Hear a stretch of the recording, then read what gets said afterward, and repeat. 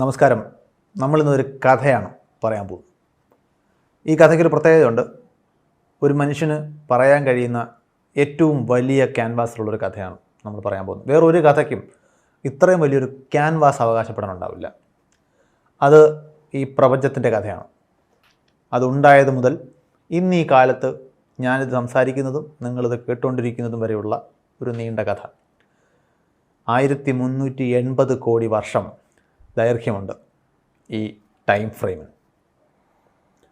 ഇത് പറയുമ്പോൾ കഴിഞ്ഞ എത്രയെങ്കിലും കാലമായി പല പഠന മേഖലകൾ, അത് ഫിസിക്സ് ആകാം, കെമിസ്ട്രി ആകാം, ബയോളജി ആകാം, ഇങ്ങനെ പല പഠന മേഖലകളിലുള്ള അസംഖ്യം ആയിരക്കണക്കിന് ശാസ്ത്ര പ്രതിഭകൾ കണ്ടെത്തിയ പല കാലഘട്ടങ്ങളിൽ നടന്ന പല വിഷയങ്ങളിലുള്ള കണ്ടെത്തലുകളെ കൂട്ടിയോജിപ്പിച്ച് മനുഷ്യൻ ഇന്ന് ഈ ജീവിക്കുന്ന പ്രപഞ്ചത്തെ അതെവിടെ നിന്ന് തുടങ്ങി എങ്ങനെ ഇന്നത്തെ അവസ്ഥയിലേക്ക് എത്തി എന്ന ഒരു വിവരണമാണ്. തീർച്ചയായിട്ടും ഇത് വളരെ വിശദാംശങ്ങളുള്ളൊരു കഥയാണ്. അതിൻ്റെ ഏറ്റവും പ്രധാനപ്പെട്ട ചില നാഴികക്കല്ലുകൾ മാത്രമാണ് ഈ വിവരണത്തിൽ നമ്മൾ കവർ ചെയ്യുന്നത്. നമുക്ക് കഥ തുടങ്ങുന്നത്, അതായത് ഇന്നത്തെ നമ്മളുടെയൊക്കെ ജീവിതം നമുക്കറിയാം. നമ്മൾ ജീവിച്ചൊരു സാധാരണ മനുഷ്യൻ്റെ ജീവിതം എങ്ങനെയാണ്. അത് ഞാൻ നിങ്ങളോട് ഒരു ഭാഷയിൽ സംസാരിച്ചുകൊണ്ടിരിക്കുന്നു, നിങ്ങളത് കേൾക്കുന്നു. ഇതിൻ്റെ എല്ലാം തുടക്കം 13.8 ബില്യൺ വർഷങ്ങൾക്ക് മുമ്പാണ്. 1380 കോടി വർഷം. ഈ പ്രപഞ്ചം തുടങ്ങുന്നത് ബിഗ് ബാങ് എന്ന് ഇന്ന് നമ്മൾ ഓമന പേരിട്ട് വിളിക്കുന്ന ഒരു സംഭവത്തിൽ നിന്നാണ്. അന്ന് പ്രപഞ്ചം തുടങ്ങുന്നത് വളരെ ചെറിയ, ഇന്നത്തെ ഒരു സൂക്ഷ്മ സബാറ്റോമിക് പാർട്ടിക്കിളിനേക്കാളും ചെറിയ ഒരു വലിപ്പത്തിൽ നിന്നാണ് ഈ പ്രപഞ്ചം തുടങ്ങുന്നത്. ഈ പ്രപഞ്ചത്തിൽ ഇന്നുള്ള സകലതും ആ ഒരു ചെറിയ ബിന്ദുവിലേക്ക് കോൺസെൻട്രേറ്റ് ചെയ്തിരുന്ന, കേന്ദ്രീകരിച്ചിരുന്ന അവസ്ഥയിൽ.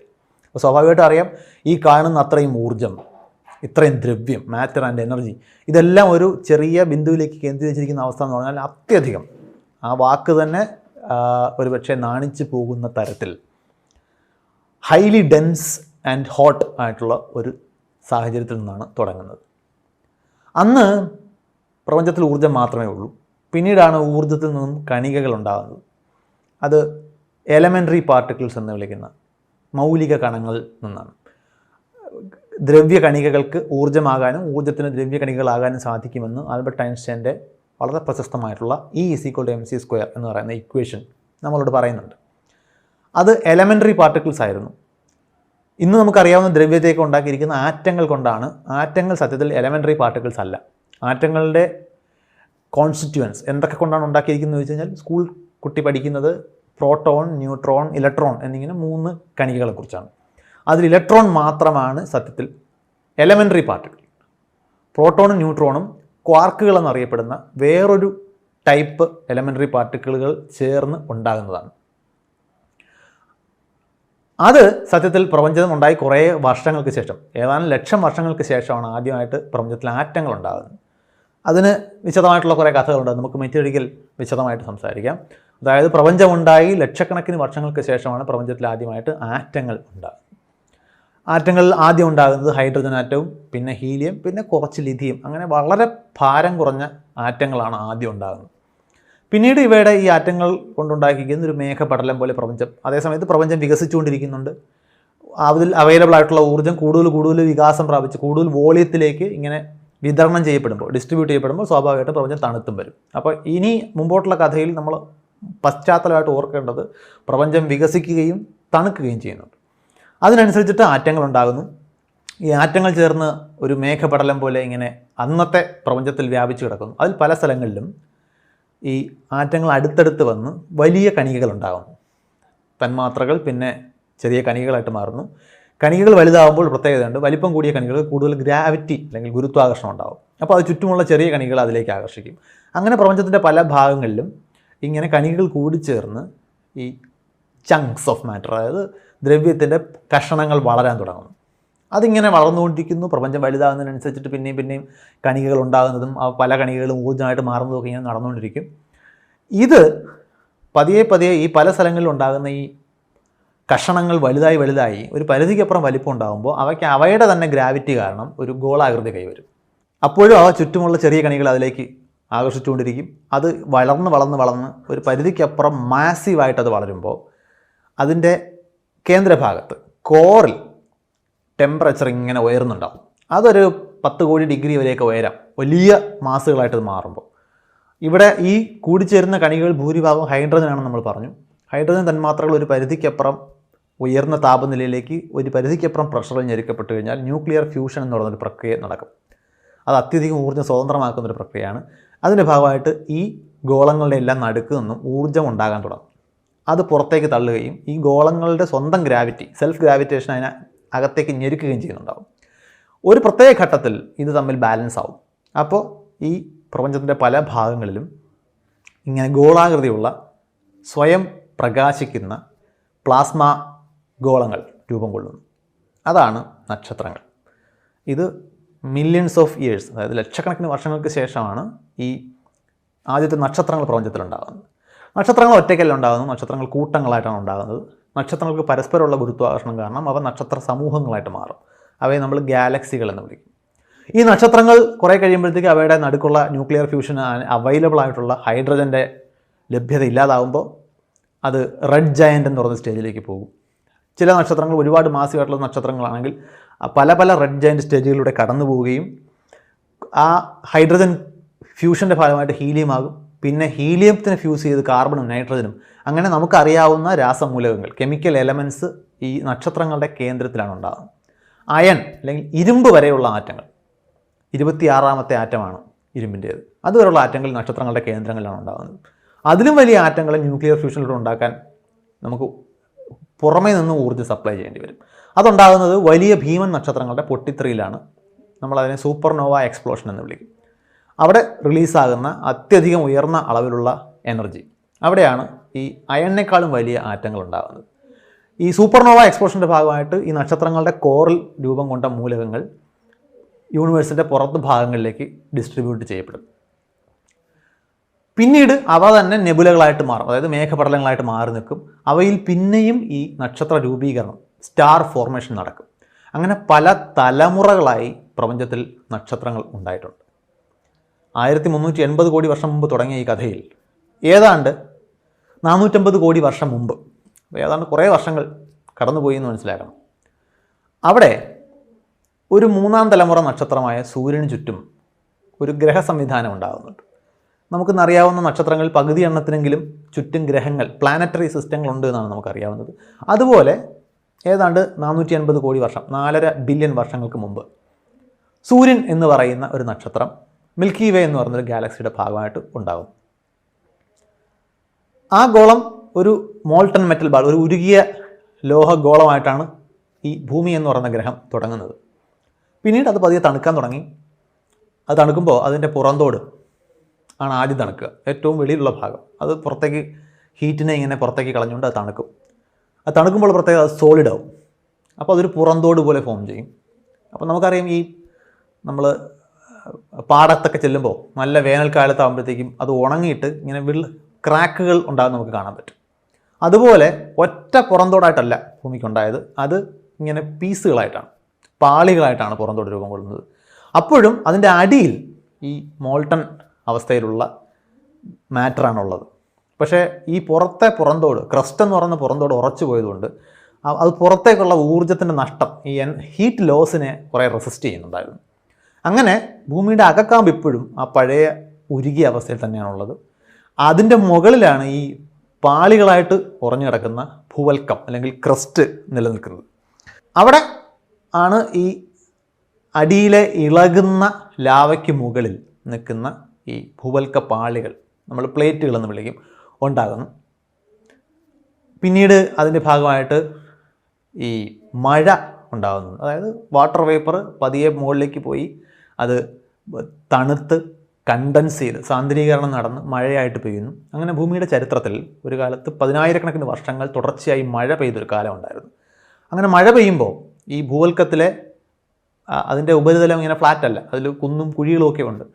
അപ്പോൾ താഴ്ന്ന ഭാഗങ്ങളിലാണ് സ്വാഭാവികമായിട്ടും വെള്ളം ആദ്യം നിറയുക. അങ്ങനെ ഭൂമിയുടെ കുറേ ഭാഗം, 4/3 ഭാഗവും വെള്ളം നിറഞ്ഞു, ബാക്കി ഭാഗം കരയായിട്ട് നിന്നു. ഇതിൽ തന്നെ ഈ ഭൂവൽക്കം ഇളകിയതായതുകൊണ്ട് അങ്ങോട്ടും ഇങ്ങോട്ടൊക്കെ നീങ്ങുന്നുണ്ട്. അതിനെ നമ്മൾ പൊതുവെ ജിയോളജി എന്ന് പറയുന്ന വിഷയത്തിലാണ് പഠിക്കുന്നത്. എവിടെയൊക്കെയാണ് ഈ മാഗ്മ വരാൻ സാധ്യതയുള്ളത്, എവിടെയൊക്കെയാണ് ഭൂവൽക്കത്തിൽ വിടവുകളുള്ളത്, അങ്ങനെയുള്ള സ്ഥലങ്ങളിൽ അഗ്നിപർവ്വത സ്ഫോടനങ്ങൾ എന്ന് പറഞ്ഞാൽ വോൾക്കാനിസം, ഇങ്ങനെ ഒരു ചരിത്രം ഭൂമിയുടെ ജിയോളജിക്കൽ ഹിസ്റ്ററി നോക്കിയാൽ കാണാൻ സാധിക്കും. ഇനി ഈ വെള്ളം എന്ന് പറയുന്ന ലിക്വിഡ്, ഇവിടെ ഒരു പ്രത്യേകത, ഇവിടെ രാസപ്രവർത്തനങ്ങൾ നടക്കാൻ വളരെ വളരെ അനുകൂലമായുള്ളൊരു സാഹചര്യമാണ് ഈ ദ്രാവകങ്ങൾ അല്ലെങ്കിൽ ലിക്വിഡ്സിലുള്ളത്. ഈ വാതകങ്ങൾ നമുക്കറിയാം, ഈ കണികകൾ എപ്പോഴും ഇങ്ങനെ പരസ്പരം തൊടാതെ പരസ്പരം മിനിമം ഇൻറ്ററാക്ഷനോടുകൂടി ഇങ്ങനെ നടക്കുന്നുണ്ട്. ഈ തന്മാത്രകൾക്ക് അടുത്ത് വരാനും പരസ്പരം റിയാക്ട് ചെയ്ത് പുതിയ തന്മാത്രകൾ ഉണ്ടാകാൻ രാസപ്രവർത്തനം നടക്കാനുള്ള സാധ്യത കുറവാണ്. അതുപോലെ ഖരാവസ്ഥയിലേക്ക് വന്നു കഴിഞ്ഞാൽ ഇപ്പോൾ ഒരിടത്ത് റിജിഡായിട്ട് ഇരിക്കുകയാണ് ചെയ്യുന്നത്. അപ്പോഴും ഈ പരസ്പരം ഇൻറ്ററാക്ട് ചെയ്യാനും പുതിയ തന്മാത്രകൾ ഉണ്ടാകാനൊക്കെ ഉള്ള സാധ്യതകൾ കുറയും. അപ്പോൾ ദ്രാവകാവസ്ഥയിലേക്ക് വെള്ളം വരുമ്പോൾ അവിടെ അന്ന് ലഭ്യമായിരുന്ന ചെറിയ തന്മാത്രകൾ അവയ്ക്ക് പരസ്പരം ഈ പ്രതിപ്രവർത്തനത്തിൽ ഏർപ്പെട്ടുകൊണ്ട് പുതിയ പുതിയ തന്മാത്രകൾ ഉണ്ടാകാനുള്ള സാധ്യത വന്നു. അങ്ങനെയുള്ള അനേകം കോടി സാധ്യതകളിൽ ഏതോ ഒരു രാസപ്രവർത്തനമാണ് ആദ്യമായിട്ട് ജീവൻ എന്ന് പറയുന്നൊരു പ്രതിഭാസത്തിലേക്ക് നയിക്കുന്നത്. അതിൻ്റെ തുടക്കം നമ്മളിന്ന് മനസ്സിലാക്കുന്നത് സ്വയം റെപ്ലിക്കേറ്റ് ചെയ്യാൻ കഴിയുന്ന, സ്വയം ഇരട്ടിക്കാൻ കഴിയുന്ന, സ്വന്തം കോപ്പി ഉണ്ടാക്കാൻ കഴിയുന്ന ഒരു തന്മാത്ര, അതായിരുന്നു ജീവൻ്റെ ആദ്യത്തെ ലക്ഷണം. പിന്നീട് ഈ തന്മാത്രകളിൽ നിന്നും കോശങ്ങൾ എന്നറിയപ്പെടുന്ന ഇത്തരം തന്മാത്രകൾ ചേർന്നുണ്ടാകുന്ന കോശം, ഇന്ന് ജീവൻ്റെ അടിസ്ഥാനമെന്ന് നമ്മൾ കണക്കാക്കുന്ന, ജീവൻ്റെ ബിൽഡിംഗ് ബ്ലോക്ക് ഓഫ് ലൈഫ് എന്ന് വിളിക്കുന്ന കോശങ്ങൾ ഉണ്ടാകുന്നത് ആദ്യമായിട്ടാണ്. അത്തരം ആദ്യം ഉണ്ടായ കോശങ്ങൾ വളരെ ലളിതമായ കോശങ്ങളാണ്. അതായത് ഒരു ചെറിയൊരു മെംബ്രെയിനകത്ത് കുറച്ച് തന്മാത്രകൾ അകപ്പെട്ടു എന്ന അവസ്ഥയിൽ. അത്തരം സെല്ലുകളെ നമ്മൾ വിളിക്കുന്നത് പ്രോകാരിയോട്ടിക് സെൽ എന്നാണ് ബയോളജിയിൽ വിളിക്കുക. ഈ ബാക്ടീരിയകൾ, അമീബകൾ, അങ്ങനെയൊക്കെയുള്ള ചെറിയ ചെറിയ ജീവികൾ. ഇനി ഇതിൽ ചില ബാക്ടീരിയകൾക്ക് ഫോട്ടോസിന്തസിസ് എന്ന് പറയുന്ന പ്രകാശ സംശ്ലേഷണം, അതായത് സൂര്യൻ്റെ ഊർജ്ജത്തെ ആഗിരണം ചെയ്തുകൊണ്ട് ഈ ഫുഡായിട്ട് ഉപയോഗിക്കാൻ കഴിയുന്ന തന്മാത്രകളെ സിന്തസൈസ് ചെയ്യാനുള്ള കഴിവ്. സയാനോ ബാക്ടീരിയ എന്നൊക്കെയാണ് അത്തരം ബാക്ടീരിയകൾ നമ്മൾ വിളിക്കുന്നത്. പേരുകൾക്ക് പ്രസക്തിയില്ല. ഇത് ഏത് കാലഘട്ടത്തിലാണ് ഉണ്ടാകുന്നത് എന്നുള്ളതും പറയാതിരിക്കുന്നത് അത് ഇപ്പോൾ ഈ വലിയ കഥയിൽ പ്രസക്തമല്ലാത്തതുകൊണ്ടും ഇപ്പോഴും നടക്കുന്ന ഗവേഷണങ്ങളിൽ ഇത് ഏത് വർഷമാണ് എന്നുള്ളത്, നമ്മൾ എത്ര വർഷക്കാലം മുമ്പാണ് എന്നതൊക്കെ ഇതിനകത്ത് ഇപ്പോഴും ഗവേഷണങ്ങൾ നടക്കുകയും കൃത്യത വരാനിരിക്കുന്നതുമായിട്ടുള്ള ഏരിയകളാണ്. ഈ സയാനോ ബാക്ടീരിയകളാണ് ആദ്യമായിട്ട് ഫോട്ടോസിന്തസിസിലൂടെ ഓക്സിജൻ ഉണ്ടാക്കുന്നത്. ഇന്ന് ഭൂമിയിലെ അന്തരീക്ഷത്തിലുള്ള ഓക്സിജൻ ഏതാണ്ട് ഭൂമിയുടെ അന്തരീക്ഷത്തിൻ്റെ കാൽഭാഗത്തോളം വരും ഓക്സിജൻ എന്ന് പറഞ്ഞ വാതകം. അതിൽ ഭൂരിഭാഗം ഉണ്ടാക്കിയിരിക്കുന്ന ഈ സയാനോ ബാക്ടീരിയകളാണ്. സയാനോ ബാക്ടീരിയകൾ ഓക്സിജൻ ഉണ്ടാകുമ്പോൾ അതുവരെ ഉണ്ടായിരുന്ന പല ഈ ജീവകോശങ്ങളും ഓക്സിജൻ റിച്ച് ആയിട്ടുള്ള അന്തരീക്ഷത്തിൽ ജീവിക്കാൻ അനുകൂലമായിരുന്നവയായിരുന്നില്ല. അപ്പോൾ അത്തരം കോശങ്ങളെല്ലാം പതിയെ നശിച്ചുപോയി. പിന്നെ നമ്മളൊക്കെ ഇന്ന് ഭൂമിയിലുള്ള ജീവികളെല്ലാം ഓക്സിജനാണ് പ്രാണവായുവായിട്ട് എടുക്കുന്നത്. അത്തരം ജീവികളുടെ തുടക്കം ഈ ഘട്ടത്തിലാണ്. ഈ കോശങ്ങളിൽ മാറ്റം വന്നുകൊണ്ടിരുന്നു. യൂക്കാരിയോട്ടുകൾ എന്ന് വിളിക്കുന്ന, അതായത് കോശത്തിൻ്റെ ഉള്ളിൽ തന്നെ സങ്കീർണമായിട്ടുള്ള ഒരു ഓർഗനൈസേഷനുള്ള ഒരു സിറ്റിയൊക്കെ മാനേജ് ചെയ്യുന്ന പോലെ നമുക്കറിയാം. ഇത് ഇലക്ട്രിസിറ്റി ഒരു വിഭാഗമായിരിക്കും, വാട്ടർ സപ്ലൈ വേറൊരു വിഭാഗമായിരിക്കും, റോഡ് പണി, മരാമത്ത് വകുപ്പ് വേറൊരു വിഭാഗമായിരിക്കും. അത്തരം ഫങ്ഷൻസ്, ഓരോരോ ഉത്തരവാദിത്തങ്ങൾ ഓരോരോ ഘടകങ്ങൾക്ക് വീർതിരിച്ചു കൊടുക്കുന്ന ഒരു ഓർഗനൈസേഷൻ, ഇൻറ്റേർണൽ ഓർഗനൈസേഷനുള്ള കോശങ്ങൾ യൂക്കാരിയോട്ടിക് സെല്ലുകൾ എന്നാണ് വിളിക്കുന്നത്. അത് പിന്നീടാണ് ഉണ്ടാകുന്നത്. പിന്നെ അവിടെ നിന്നുണ്ടാകുന്നത് ഈ കോശങ്ങൾ പരസ്പര അഗ്രിഗേറ്റുകളായിട്ട് ഫോം ചെയ്തു. ഒന്നിലധികം കോശങ്ങൾ പരസ്പര സഹകരണത്തോടുകൂടി പ്രവർത്തിക്കാൻ തുടങ്ങുന്നു. അതിനെ നമ്മൾ ഈ അഗ്രിഗേഷൻ്റെ ഭാഗമായിട്ടാണ് മൾട്ടി സെല്ലുലാരിറ്റി എന്ന് പറഞ്ഞ ആശയം, ബഹുകോശ ജീവികൾ ഭൂമിയിൽ ഉണ്ടാകുന്നത്. ഇതെല്ലാം ഒരു പരിണാമത്തിൻ്റെ ഭാഗമാണ്. അതായത് ഒരു കോശം ഒറ്റയ്ക്ക് സർവൈവ് ചെയ്യുന്നതിനേക്കാൾ എളുപ്പമാണ് കോശങ്ങൾ ഒരുമിച്ച് ചേർന്ന് പരസ്പര സഹകരണത്തോടു കൂടി പ്രവർത്തിക്കുന്നത്. ആ ഒരു ആശയം അത് കൂടുതൽ അനുകൂലമായതുകൊണ്ട്, അതിജീവനത്തിന് അനുകൂലമായതുകൊണ്ട് അത്തരം ബഹുകോശ ജീവികൾ പതിയെ പെരുകാൻ തുടങ്ങി. അങ്ങനെ ബഹുകോശ ജീവികൾക്ക് അവരുടേതായ ഒരു മാറ്റം ഉണ്ടായി. ഈ കോശങ്ങൾ നമ്മൾ യൂക്കാരിയോട്ട് എന്നൊക്കെ പറയുമ്പോൾ അതിനുള്ളിൽ ഒരു വളരെ പ്രധാനപ്പെട്ട ഒരു വലിയ തന്മാത്രയുണ്ട്, ഡിയോക്സി റൈബോ ന്യൂക്ലിക് ആസിഡ് അല്ലെങ്കിൽ ന്യൂക്ലിക് ആസിഡ് എന്ന് വിളിക്കുന്ന. റൈബോ ന്യൂക്ലിക് ആസിഡ് എന്ന് പറഞ്ഞാൽ RNA, ഡിയോക്സി റൈബോ ന്യൂക്ലിക് ആസിഡ് എന്ന് വിളിക്കുന്ന DNA. ഈ രണ്ട് തന്മാത്രകളിലെ പ്രത്യേകത പൊതുവെ ഇവയാണ് മറ്റ് ഈ ജീവശരീരം ഉണ്ടാക്കുന്നതിനുള്ള ബ്ലൂ പ്രിൻറ്റുകൾ. എന്തൊക്കെ തരം പ്രോട്ടീനുകളാണ് ഉണ്ടാക്കുന്നത്. ഇപ്പോൾ ജീവികളുടെ ശരീര നിർമ്മാണ ഘടകം, ബോഡി ബിൽഡിങ് നടക്കുന്നത് ഈ പ്രോട്ടീനുകളിലൂടെയാണ്. പ്രോട്ടീനുകൾ എങ്ങനെ ഉണ്ടാക്കണം, പ്രോട്ടീൻ സിന്തസിസ് എങ്ങനെയാണ് എന്നൊക്കെ തീരുമാനിക്കുന്നത് ഈ DNA-യും RNA-യും പോലുള്ള ന്യൂക്ലിക് ആസിഡുകളാണ്. ഇവരാണ് ബ്ലൂ പ്രിൻറ്റ്. ഇത് നോക്കിയിട്ടാണ് ഏതൊക്കെ തന്മാത്രകൾ ഉണ്ടാകുന്നതെന്ന് തീരുമാനിക്കുന്നത്. അപ്പോൾ ബഹുകോശ ജീവികൾ ഉണ്ടാകുന്നു. ബഹുകോശ ജീവികളിൽ തന്നെ പല പല പല വേർപിരിവുകൾ ഉണ്ടാകുന്നു. അവിടെ ജീവപരിണാമം അല്ലെങ്കിൽ തിയറി ഓഫ് ബയോളജിക്കൽ എവല്യൂഷൻ എന്ന് പറയുന്ന ചാൾസ് ഡാർവിൻ ആദ്യമായി മുന്നോട്ട് വെച്ച് പിന്നീട് പല രീതിയിൽ വികസിച്ച ഇന്ന് ജീവശാസ്ത്രത്തിൻ്റെ അടിസ്ഥാനമായിട്ട് കണക്കാക്കപ്പെടുന്ന ആശയമാണ് ജീവപരിണാമം. അതായത് ഏതെങ്കിലും ഈ ന്യൂക്ലിയിക് ആസിഡ് എന്ന് പറയുന്ന തന്മാത്രകൾ ഒരു സ്വയം മൾട്ടിപ്ലൈ ചെയ്യാൻ കഴിയുമെന്നുള്ളതാണ് ജീവൻ്റെ ഏറ്റവും പ്രധാനപ്പെട്ട ലക്ഷണം. അപ്പോൾ ഈ ജീവികൾ, ബഹുകോശ ജീവികൾ പുതിയ ജീവികളെ കോശങ്ങളായിട്ടുണ്ടാകുന്നു അല്ലെങ്കിൽ പുതിയ അവയുടെ നെക്സ്റ്റ് ജനറേഷൻ ഉണ്ടാക്കുമ്പോൾ സത്യത്തിൽ നടക്കുന്നത് അവയുടെ DNA സ്വയം റെപ്ലിക്കേറ്റ് ചെയ്യുകയാണ്. DNA ഒരു ഡബിൾ ഹെലിക്സാണ്, 2 നാരുകളുള്ള ഒരു തന്മാത്രയാണെന്ന് നിങ്ങൾക്കറിയാം. അതിങ്ങനെ പരസ്പരം വേർപിരിഞ്ഞ് അത് ഓരോ സ്ട്രാൻഡും മറ്റൊരു പുതിയ സ്ട്രാൻഡിനെ ഉണ്ടാക്കിയിട്ടാണ് 2 DNA ആയിട്ട് മാറുന്നത്. ഇത് വലിയ തന്മാത്രയാണ്. അപ്പോൾ ഒരു DNA 2ആയിട്ട് സ്പ്ലിറ്റ് ആകുമ്പോൾ ഓൾമോസ്റ്റ് ഐഡൻറ്റിക്കൽ ആയിട്ടുള്ള ഏതാണ്ട് സമാനമായിട്ടുള്ള ഒരു കോപ്പിയാണ് ഉണ്ടാകുന്നത്. ഏതാണ്ട് എന്ന് പറയുന്ന വാക്കും സമാനമായ എന്നുള്ള വാക്കും പ്രധാനപ്പെട്ടാണ്. സമാനമായതുകൊണ്ടാണ് പട്ടിയുടെ കുട്ടി പട്ടിക്കുട്ടി തന്നെ ആയിരിക്കുന്നത്, മനുഷ്യൻ്റെ കുഞ്ഞ് മനുഷ്യക്കുഞ്ഞ് തന്നെ ആയിരിക്കുന്നത്. എല്ലാ ജീവികളുടെയും അടുത്ത തലമുറ ആ ജീവി തന്നെ ആയിരിക്കുന്നത് സമാനമായതുകൊണ്ടാണ്. എന്നാൽ അത് ഏതാണ്ട് സമാനമാണ്. കാരണം ഇത്രയും വലിയ ഒരു തന്മാത്ര സ്പ്ലിറ്റ് ചെയ്യുമ്പോൾ അതിൽ ചെറിയ വ്യത്യാസങ്ങളൊക്കെ വരും. ആ വ്യത്യാസങ്ങൾ ആണ് പൊതുവെ മ്യൂട്ടേഷനുകൾ എന്നറിയപ്പെടുന്നത്. ഇത്തരം തന്മാത്രകളിൽ വരുന്ന മാറ്റം, ന്യൂക്ലിക് ആസിഡ് എന്ന് പറഞ്ഞാൽ ജനറ്റിക് മെറ്റീരിയൽ എന്നാണ് അതിനെ വിളിക്കുന്നത്. അതിൽ വരുന്ന മാറ്റങ്ങളാണ് മ്യൂട്ടേഷനായിട്ട് മാറുന്നത്. മിക്ക ഭൂരിഭാഗം മ്യൂട്ടേഷനുകളും ആ ജീവിയിൽ പ്രത്യേകിച്ച് മാറ്റങ്ങളൊന്നും വരുത്തില്ല. ചില മ്യൂട്ടേഷനുകൾ മാറ്റം വരുത്തും. ആ മാറ്റം ഏതെങ്കിലും രീതിയിൽ ആ ചുറ്റുപാടുകളോട് കൂടുതൽ അതിജീവനത്തിന് സഹായിക്കുന്നതാണെങ്കിൽ അത് ഭാവി തലമുറയിൽ ആ പ്രത്യേകത തുടരാനുള്ള സാധ്യതയുണ്ട്. ഇനി ഏതെങ്കിലും രീതിയിൽ അത് ആ ജീവിയുടെ അതിജീവനത്തിന് പ്രതികൂലമാണെങ്കിൽ, ഡിസഡ്വാൻറ്റേജസ് ആണെന്നുണ്ടെങ്കിൽ അത് പെട്ടെന്ന് തന്നെ നഷ്ടപ്പെട്ടു. ഇപ്പോൾ ഉദാഹരണത്തിന് ജനിച്ച് അധികം കഴിയുന്നതിന് മുമ്പ് തന്നെ ക്യാൻസറസ് ആയി മാറുന്ന അല്ലെങ്കിൽ പെട്ടെന്ന് ഒരു ദൗർബല്യം വരുന്ന ഒരു മ്യൂട്ടേഷൻ ഉണ്ടായെന്ന് കരുതിക്കോളൂ. സ്വാഭാവികമായിട്ട് അടുത്ത തലമുറ പെട്ടെന്ന് ഇല്ലാതായി പോകും. അപ്പോൾ ആ തലമുറയ്ക്ക് കുഞ്ഞുങ്ങളുണ്ടാകാനുള്ള സാധ്യത കുറയും. പിന്നെ ആ ജീവിവർഗത്തിൽ നിന്നും ആ പ്രത്യേകത ഇല്ലാതെ പോകും. നേരെ മറിച്ച് വേറെ ഏതെങ്കിലും ഒരു പ്രത്യേകത കൂടുതൽ അതിജീവനത്തിന് സഹായകമാകുന്നു, കൂടുതൽ കോമ്പിറ്റൻ്റ് ആക്കുകയാണ് ചെയ്യുന്നത്. നമ്മൾ പറയുന്ന പരീക്ഷയ്ക്ക് മാർക്ക് വാങ്ങുന്നൊന്നുമല്ല കോമ്പിറ്റൻസി, അവിടുത്തെ ആ ജീവിക്കുന്ന സാഹചര്യത്തിൽ. ഉദാഹരണത്തിന് പാറക്കൂട്ടങ്ങൾക്കിടയിൽ ജീവിക്കുന്ന ഒരു എലിക്ക് വെള്ള നിറത്തെ അപേക്ഷിച്ച് കറുത്ത നിറമാണ് നല്ലത്. കാരണം മുകളിൽ നിന്ന് പറന്നു പോകുന്ന ഒരു പരുന്തിന് കറുത്ത നിറമുള്ള എലിയെ സ്പോട്ട് ചെയ്യാൻ ബുദ്ധിമുട്ടാണ്.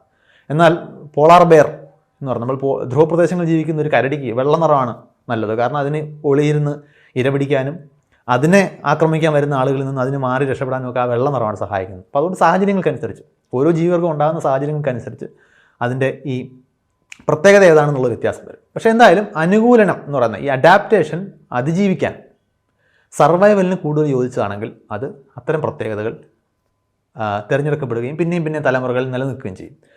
ഈ മാറ്റങ്ങൾ കുറേ കഴിയുമ്പോൾ ഇത് എവിടെ നിന്നാണോ തുടങ്ങിയത് ആ ജീവിയിൽ നിന്നും വലിയ വ്യത്യാസമുള്ള ജീവിവർഗ്ഗങ്ങളായിട്ട് ഇത് പരിണമിക്കും.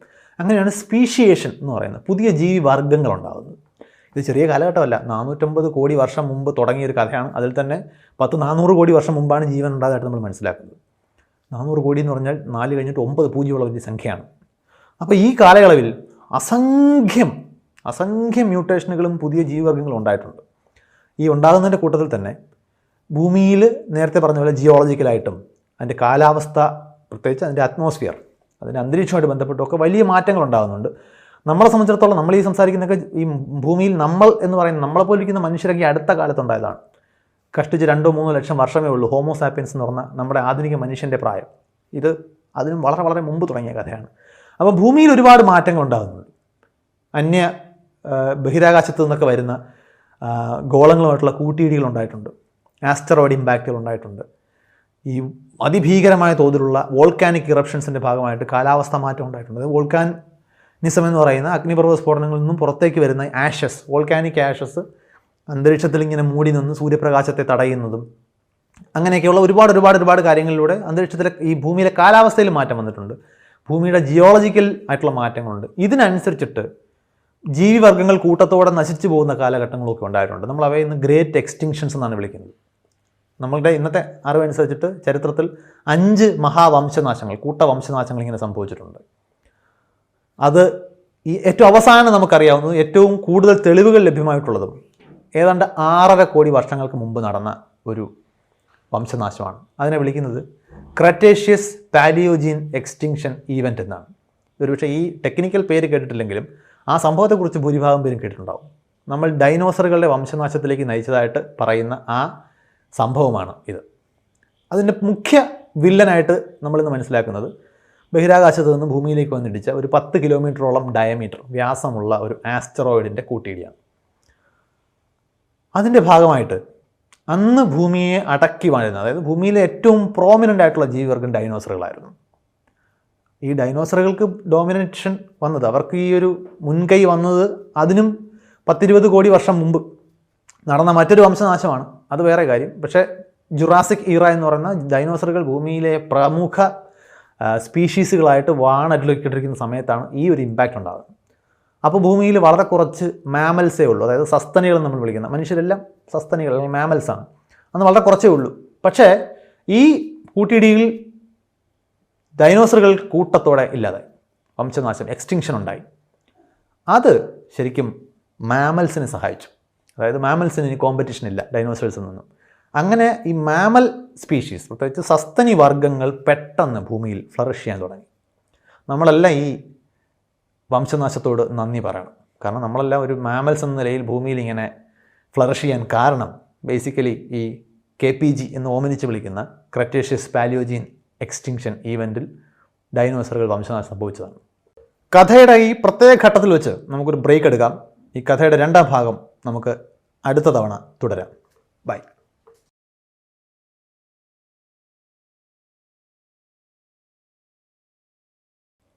നമ്മളെല്ലാം ഈ വംശനാശത്തോട് നന്ദി പറയണം. കാരണം നമ്മളെല്ലാം ഒരു മാമൽസ് എന്ന നിലയിൽ ഭൂമിയിൽ ഇങ്ങനെ ഫ്ലറിഷ് ചെയ്യാൻ കാരണം ബേസിക്കലി ഈ KPG എന്ന് ഓമനിച്ച് വിളിക്കുന്ന ക്രെറ്റേഷ്യസ് പാലിയോജീൻ എക്സ്റ്റിങ്ഷൻ ഈവൻറ്റിൽ ഡൈനോസറുകൾ വംശനാശം സംഭവിച്ചതാണ്. അതിനുശേഷം മാമൽസ് ഭൂമിയിൽ പ്രമുഖ സ്പീഷീസുകളായിട്ട് മാറുന്നു. അതിൽ ഒരു പ്രത്യേക കാലഘട്ടത്തിൽ നമ്മളിന്ന് ഓൾഡ് വേൾഡ് മങ്കീസ് അല്ലെങ്കിൽ നമ്മൾ ഇന്ന് കാണുന്ന കുരങ്ങന്മാരോട് സാമ്യമുള്ള ജീവിവർഗങ്ങളുണ്ടായപ്പോൾ ആ ഭൂരിഭാഗവും മരങ്ങളിൽ ജീവിച്ചിരുന്ന ജീവികളാണ്. കാലാവസ്ഥയിലും ഒക്കെ വന്ന ചില മാറ്റങ്ങളുടെ ഭാഗമായിട്ട് ഭൂമിയിൽ എപ്പോഴും മരങ്ങളുടെ എണ്ണം കാര്യമായി കുറഞ്ഞ ഒരു സമയമുണ്ട്.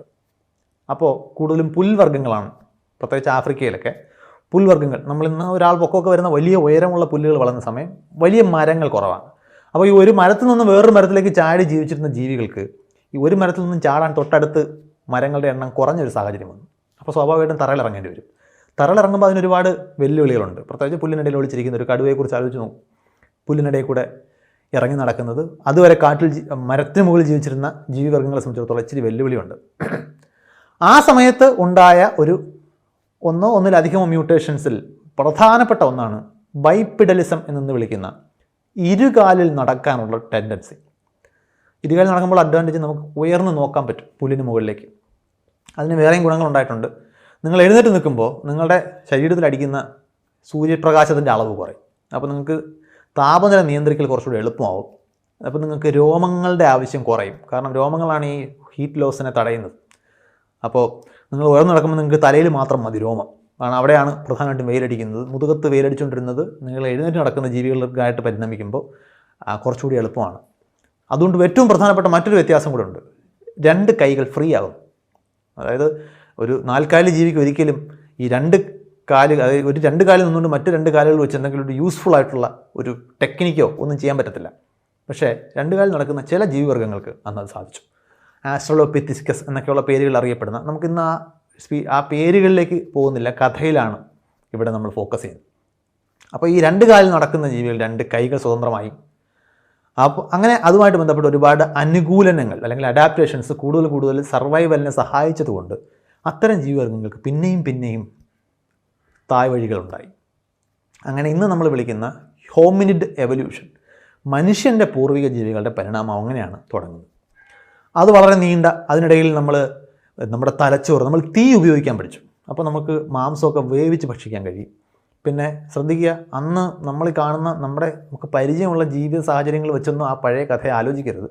കാരണം ഇപ്പോൾ ഒരു ഉദാഹരണം പറഞ്ഞാൽ, ഒരു പാത്രത്തിൻ്റെ ആവശ്യം അന്നില്ല. നിങ്ങൾക്ക് പാത്രം കൊണ്ടുപോയി തൊട്ടടുത്ത നദിയിൽ നിന്നും വെള്ളം എടുത്തുകൊണ്ട് വന്ന് എവിടെയെങ്കിലും വെച്ചിട്ട് നിങ്ങൾക്ക് പിന്നീട് വെള്ളം കുടിക്കുന്ന ഒരു സാഹചര്യവും അന്നില്ല. ഒന്ന്, നിങ്ങൾക്ക് താമസിക്കാൻ സ്ഥലമില്ല. 2, പാത്രമില്ല. അപ്പോൾ വെള്ളം കുടിക്കണമെന്നുണ്ടെങ്കിൽ നിങ്ങൾ നേരിട്ടൊരു വാട്ടർ ബോഡിയുടെ അടുത്ത് ചെന്നേ പറ്റും. അപ്പോൾ അങ്ങനെ ഒരു കാലഘട്ടത്തെക്കുറിച്ചാണ് നമ്മൾ സംസാരിക്കുന്നത്. ആ സമയത്ത് തീ ഉപയോഗിക്കാൻ കഴിയുക എന്ന് പറയുന്നത്, തീ ഉപയോഗിക്കുന്ന ടൂൾസ് ഉപയോഗിക്കാൻ കഴിയുക.